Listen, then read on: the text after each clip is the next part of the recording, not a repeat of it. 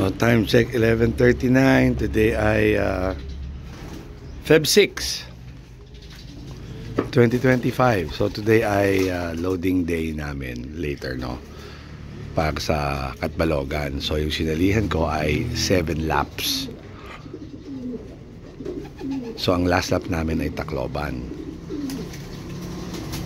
Ngayon, naalala ko nung ako bumalik, malimit ako makarinig ng term na pabaon. And then, may mga nagpipm sa akin kung ano daw pabaon ko. Or pag may namimit akong fancier, yung mga bago, tinatanong nila ano pabaon ko.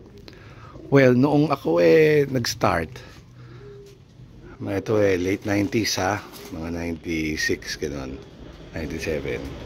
Sa mga kapwa fancier na namit ko sa Manila, ang maririnig mo, kasi wala pang internet noon ang maririnig mo sa kanila ay Supra Pill, yan, Ideal Pill, gano'n. Tapos, nung alala ko din, nung ako nakapila sa club sa Manila, sa NRPC, sa Caloocan, may nakita akong fancier. Ang ginawa niya, Halls na candy, kinagat niya, isinubo niya sa ibon niya. So, yon ang pabaon. No?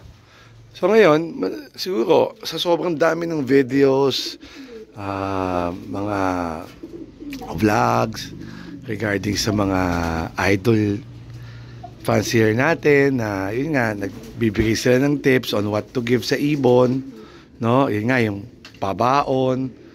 Well, for me, ang tagal kong hindi na gumamit niyan. Gumamit lang ako ng Supra, siguro 1-2 taon. And then yung pabaon na yan, to me, wala na akong ginamit kasi nakafocus ako sa patuka. Ganon. So, ang ginagawa ko na lang, yan, kababasa, kapapanood. So, doon ako nag-a-adjust sa feeds. Kasi, kailangan natin ma-realize, no, lalo na sa Pilipinas, sa atin, ang pag-iibon a little different. Kasi sa abroad, kung ang ibon nila ay itina-travel ng a day before, kasi yung iba by lorry kung tawagin nila o kaya malaking truck, no? Nung araw tren yung ibon nila, nakita ko yung condition well managed, meaning unang-una sa truck or sa crate maluwag, nakakagalaw sila, and then yung feeds nila regular, may oras talaga, yung tubig nila regular. So para sa akin, kahit ano ibigay ko sa ibon ko on loading day, it doesn't really matter kasi yung paglagay mo pa lang sa kanila sa truck, lumalaban na yung ibon nyo. Kasi ang number 1 talo tayo pag siksikan ng ibon. Number 2, pag hindi pinatuka ang ibon. So katulad yan, ginawa ko na yung best ko, no? Feeling ko conditioned na yung dalawang ibon ko. As you could see, no? Well motivated. Yan yun sabi nga nila, wala kang pwedeng ibigay sa ibon, walang magic pill. Wala pong magic pill. Ang number 1 talaga, motivation. Kasi kaya lang uuwi yan mga yan meron silang something to look forward to. Nakita nyo, wala akong box perch Yan natural system ako kung kumarera. Nagkataon, meron akong 2 ibon, kakanahin natira. So, vini-IP ko sila, meaning, kanila yung buong loft. Ano ibibigay ko mamaya pag bago ko sila i-load? Actually, mga sir, ito ginawa ko. Binabaran ko sila ng feeds. Ayan, no? Binabaran ko sila. You know why? Kasi nga, nasa mode sila ng pagpapares. Halos wala silang ganang tumuka. Nakita niyo yung hen?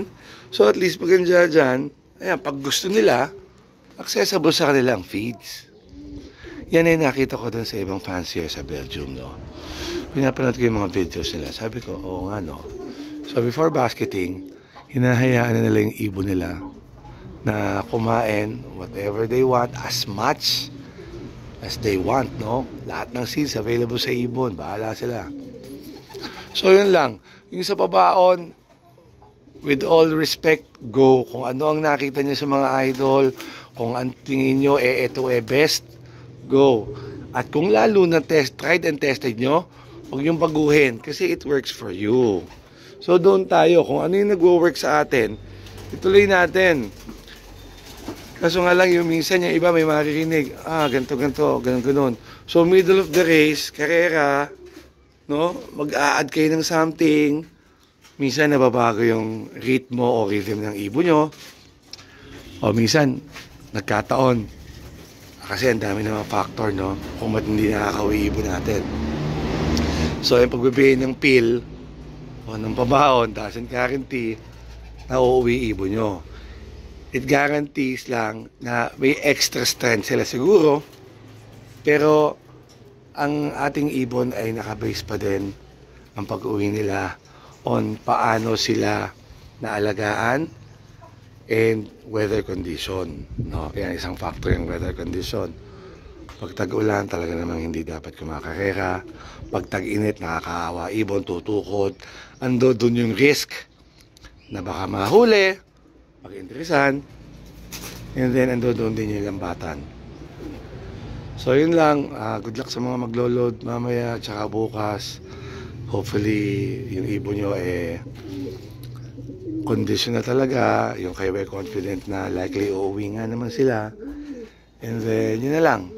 Hopefully yung mga truck natin ay alagaan mabuti ang ating mga ibon. Sila ay makatuka, makainom, at hindi siksikan. Kasi doon pa lang, talo na tayo kung ang ibon natin ay hindi makagalaw. Imagine niyo paano yan iinom at tutuka. Kaya pagbukas ng truck, release. Ayun, wala pa 10 kilometro, ibon mo nakadapo na. Naghahanap ng patuka, payat na payat, gutom na gutom. Alright, good luck everybody.